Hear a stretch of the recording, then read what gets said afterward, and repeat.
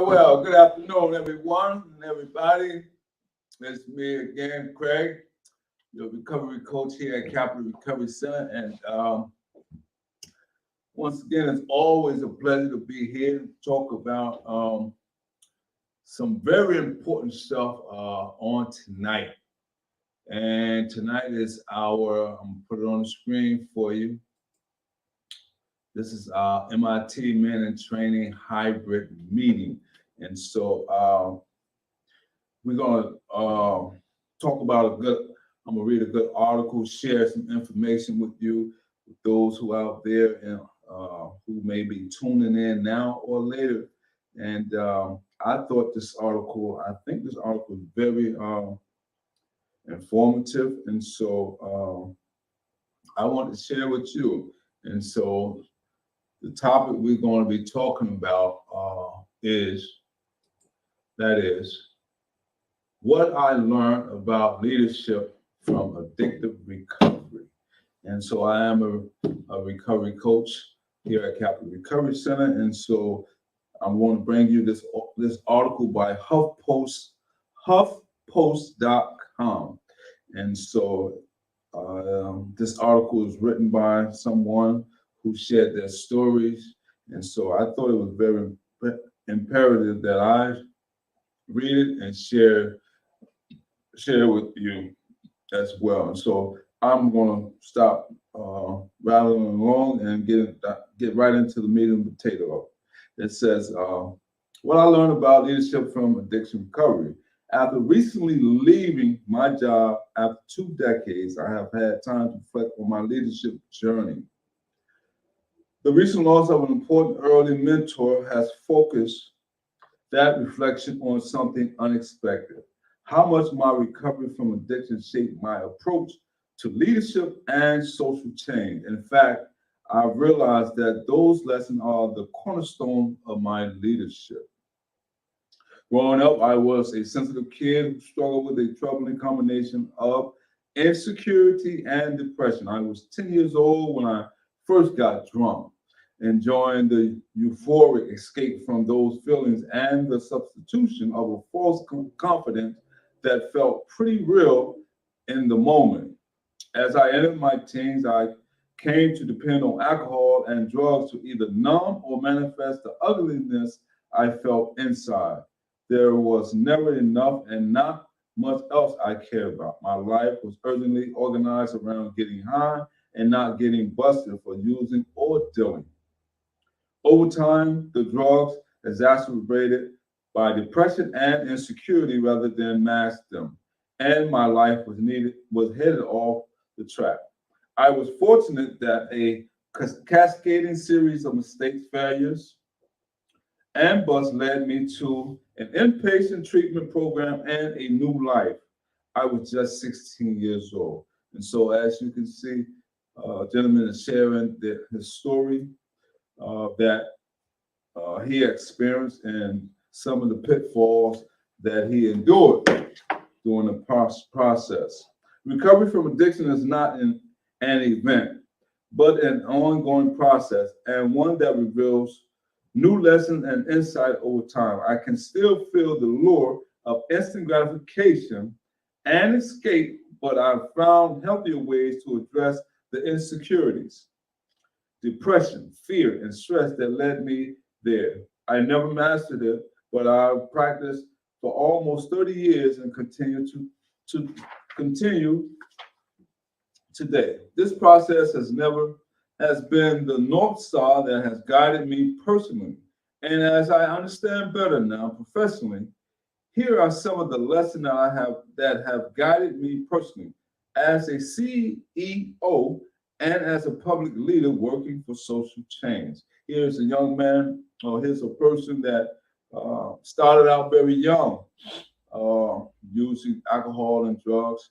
I believe it says at the age of 10 years old, and he was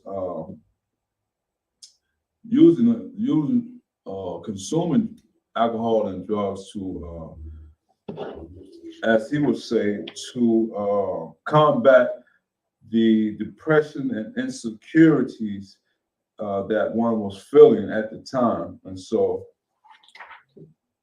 I really want to share this article because this is something that I believe that is very important, that a lot of young men or a lot of men have journeyed. I know myself as someone in recovery has similar experiences as this person described in this article. And so next we want to talk about, it says, there are no silver bullets. People need change, and relationship matter more than programs.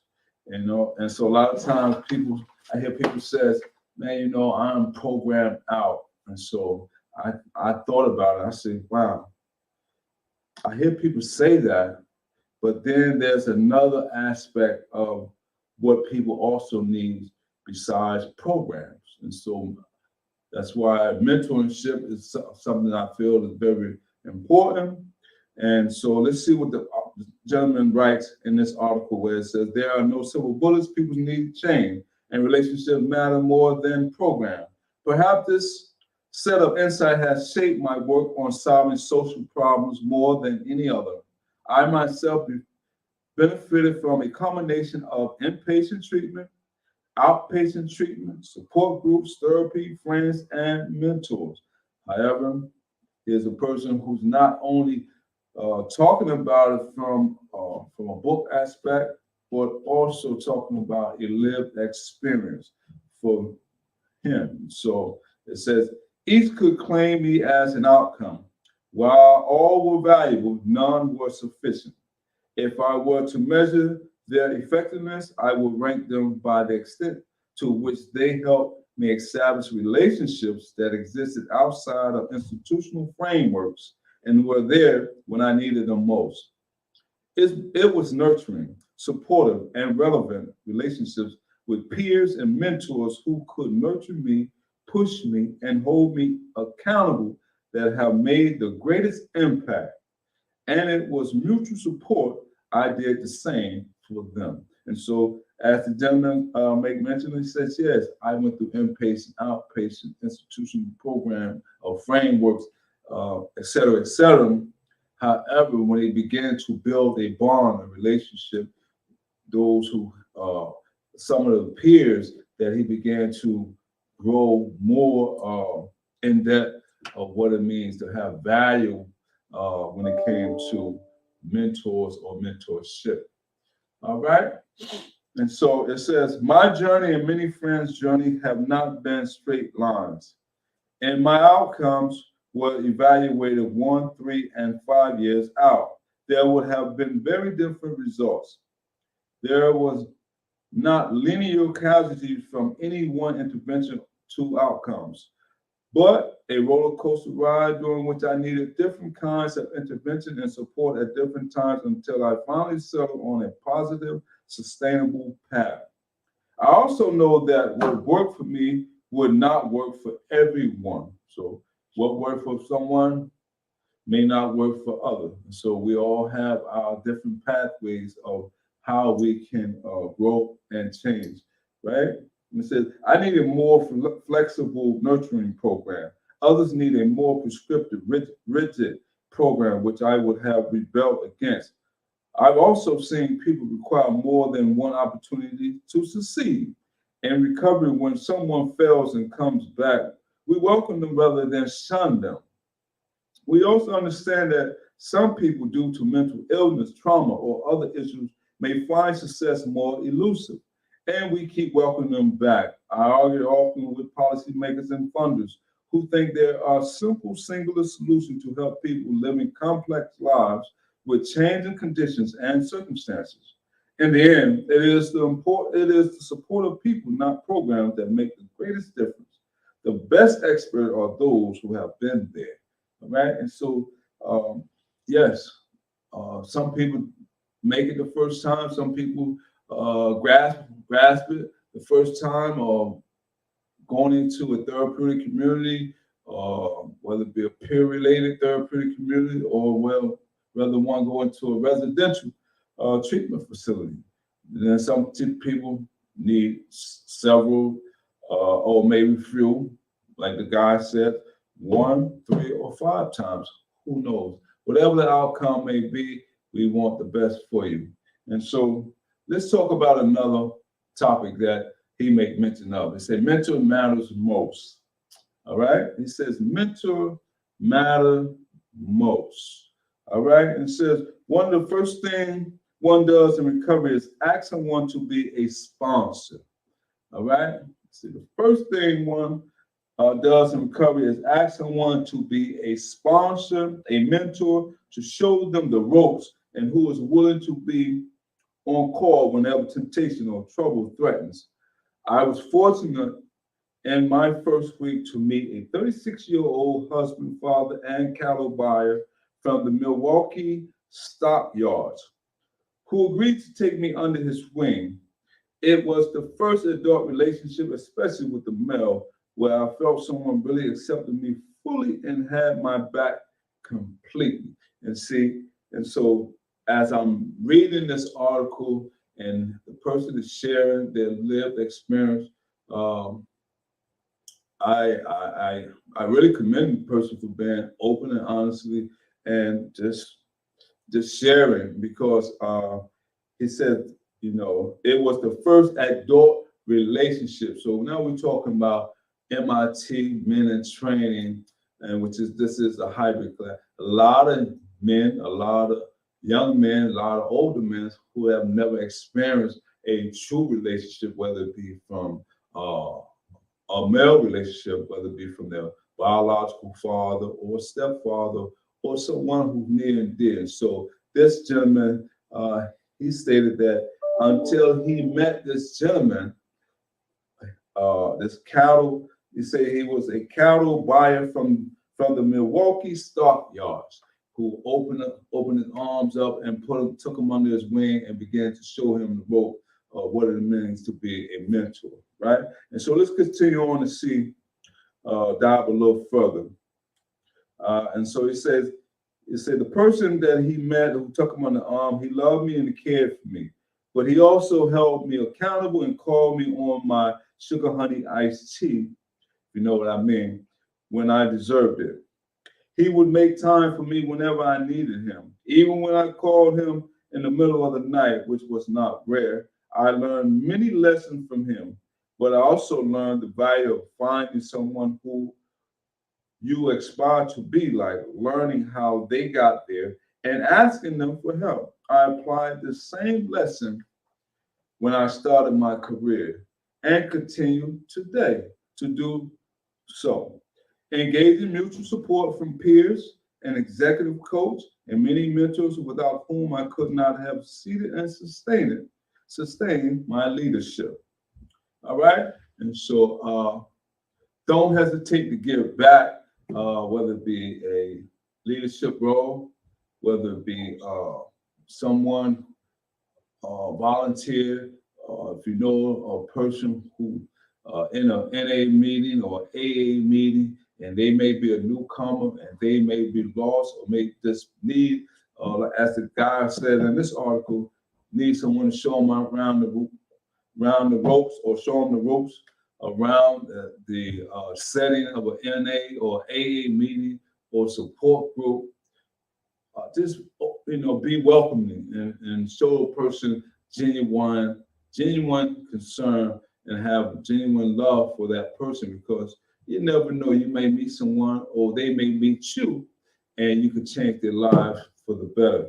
All right. And so let's talk about another one topic he says here is, are your mistakes and failures?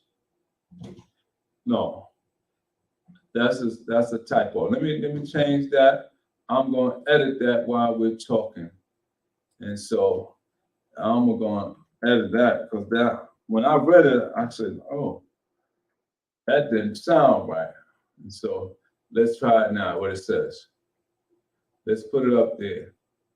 Own your mistakes and failures. All right?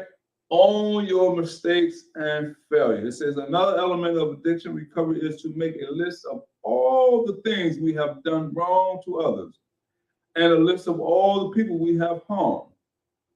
After reflecting on and building the list for some time, my next step was to sit with with my sponsor and share the list with him. It was a scary, humbling experience. At the end, I waited for him to judge me, and instead, he laughed. That's it. You're great. I love you. Let me tell you about my list. In recovery, we put our cards on the table all the time, admitting our weaknesses, failures, and struggles, and learn that we are still okay and worthy of love. And so we call that, when I first started doing meetings or coming to a meeting, I learned the term keeping it green, and that is, keeping the grass grew, 100%. So I like what the sponsor told them, that we in recovery, we open up, we share our weaknesses, our failures, our struggles, and then we learn that we are still okay and worthy of love, right? We learn that we are not alone and that few of us are unique in terms of our failures and struggles. It was a powerful lesson that it is okay to screw up as long as you own it, learn from it, and grow. It's some powerful stuff. I like this because it helps me to understand, and I believe it helps someone out there to know that it's okay to make mistakes, but it comes a time in life that we all have to take ownership. We have to be responsible. We have to be accountable. We have to be dependable, and also to be independent. And so there's a lot of flexible or flexities or variety of things that we can incorporate in our characteristics and make us who we are. But in essence, is that be true to yourself, because no one can know your story and no one knows you better than you. In my book and public speeches on leadership, I tell a story that includes sharing a list of things I suck at. I shared it because I learned that owning this list enabled me to hire different people, delegate better, and welcome feedback more. I explained how scary it was to first share this list with colleagues until I realized that the things you suck at aren't a secret. If you are always late, everyone notices. If you dominate conversation, everyone notices. If you avoid conflicts, everyone notices. If you dominate conversation, everyone notices. If you avoid conflict, everyone notices. Audiences laugh in recognition when I shared this story. And after my talks, many people shared with me some of the things they sucked at. Of course, it is also important to be confident about what we are good at.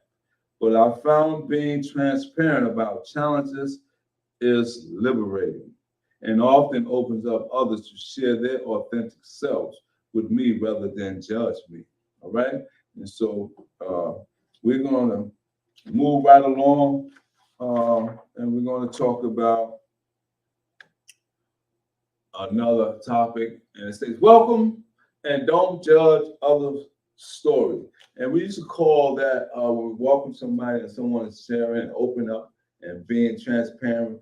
We used to, in a therapeutic community, they had all these terms and slogans, things you should do and things you shouldn't do. Things we used to say, don't poke holes in somebody else's story because somebody else, in other words, don't laugh at it or don't judge somebody because somebody may grab something and it may be beneficial. If it don't be beneficial to you, it may be beneficial to someone else. So allow a person to tell their story and do not make fun of anyone. All right. And so what are we talking about? Welcome and don't judge others' story. In treatment at the age of 16, I resided with a group of peers very different from myself. They came from different communities, racial and ethnic backgrounds, and sexual orientation. There were individuals who came out of juvenile prison, gang members, teen parents, headbangers, jocks, golf, and hippies. I walked in thinking I knew them all from my instant biased judgment. Then I began learning their stories, their passions, struggles, and dreams. I realized how ignorant my biases were. found what we held in common, valued our differences, and felt grateful for the privileges I now understood that I had despite my challenges. As I began going to mutual support groups, I was often surrounded by an even more diverse mix of adults. In my first meeting, I sat with three senior citizens and was scared. I never talked to old people until they told their stories and welcomed mine. I learned to build relationships with all kinds of people and not to assume I knew everyone's story until I listened to it. There are people in recovery whose attitudes, quirks, or opinions can drive me crazy. I have to work at being more empathetic, patient, and accepting. I have to allow myself to be pleasantly surprised by those I've judged, which was happening many times. I also learned never to define someone by the biggest mistakes they have ever made, as I certainly never want to be defined that way. All right? And so allow people to share their story, allow people to be authentic, and try not to cast a shadow or paint a picture, a broad picture of people just because they come from different backgrounds or they may have done something different or totally opposite of what you have done. However, as we read before, own up to your own stuff and let them own up to theirs. So the next topic we want to talk about is practice, acceptance, forgiveness, and gratitude. Practice, acceptance, forgiveness, and gratitude.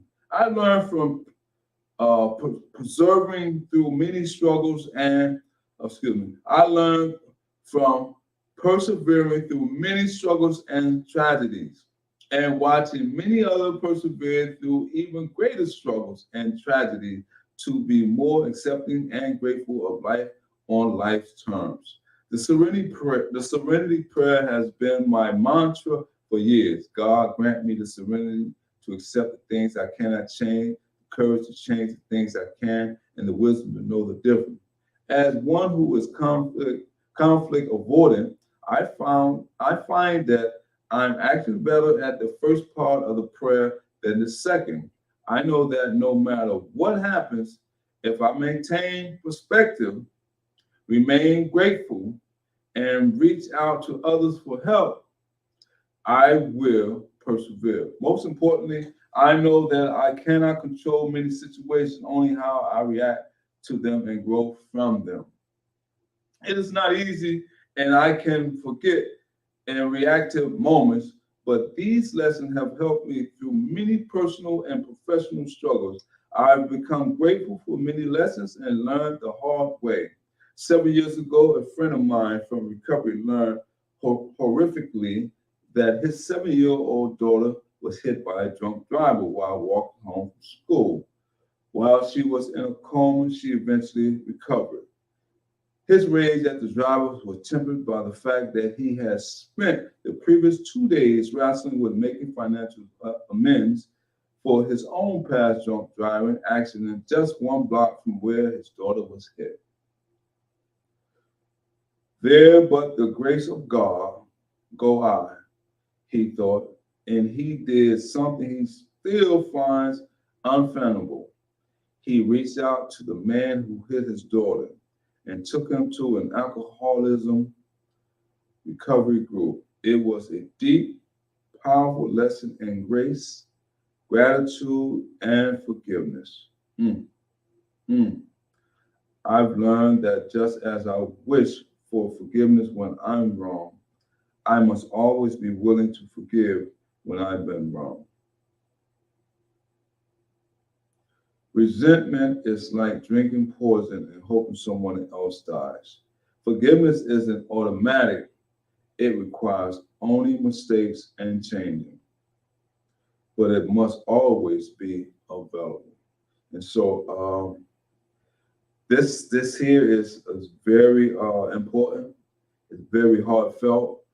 Um, It is something that we all want to aspire to be humble in our everyday lives. We want to forgive people, and we also want others to forgive us. And so, learn patiently the things that this topic is all about. And it says practice acceptance, forgiveness, and gratitude. All right.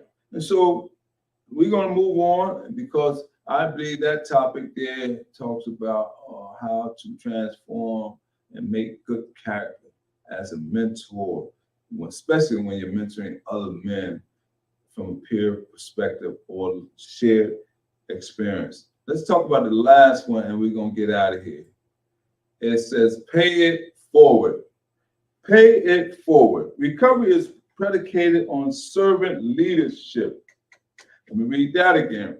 Recovery is predicated on servant leadership. As we learn and grow, we are responsible to pay it forward. I feel that responsibility and know that I cannot deny help to someone else that has been provided to me.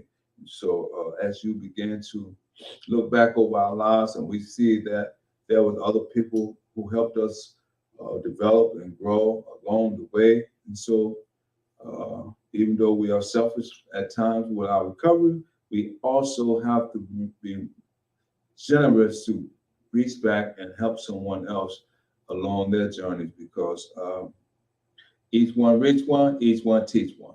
All right? It says, let me read it again. It says, we share our stories as I do now to offer each other our lessons and hope. It was because so many people had helped me get my life on track that I searched for a way to help others in a career in public service. I tried to apply the same lesson to share and pay forward the support I received throughout the leadership and career. It says, last October, a friend of a friend was referred to me who was in treatment for alcoholism. When he got out, we met a few times to talk, attending the recovery meeting, and I advised him on a fairly standard program for his first 90 days. It wasn't working for him, and when he rejected my and others' advice, I worried that he might not be truly ready or committed to change. He honestly argued for an alternative path he felt would work better. Knowing that he is responsible for his own choices, I just asked him to be honest if he starts struggling and be willing to then try a different way. We have continued to spend time together, and he recently celebrated 6 months sober. He sent me a kind thank you note for my support, but I'm also quite thankful to him for grounding me back in my story and helping me continue practicing these principles, learning and growing, understanding how change happens in people's lives, seeking mentors, owning mistakes, suspending judgment, letting go, forgiving, and paying it all forward. These are priceless leadership lessons I've learned in an unusual way. I'm certainly not perfect at them, but there have been a great set of insight and principles to guide my life and leadership. I'm grateful to be a recovering addict and for the person and leader I learned to be as a result. All right, and so once again, it's been fun. The topic of today is what I learned about leadership from addiction recovery. And so for me, leadership means a lot because it means you have to. One thing I learned when I try to reflect on it quite often when I was in therapeutic program, community or program, however you want to term it, we call it TC, therapeutic community. One thing was integrity. And so integrity is something that I think we all should strive and hold on to and incorporate into our lifestyle, and that is to do the right thing. Do the right thing at all costs when no one is watching. And so, as a mentoring M.I.T, as you can see across the stream, men in training.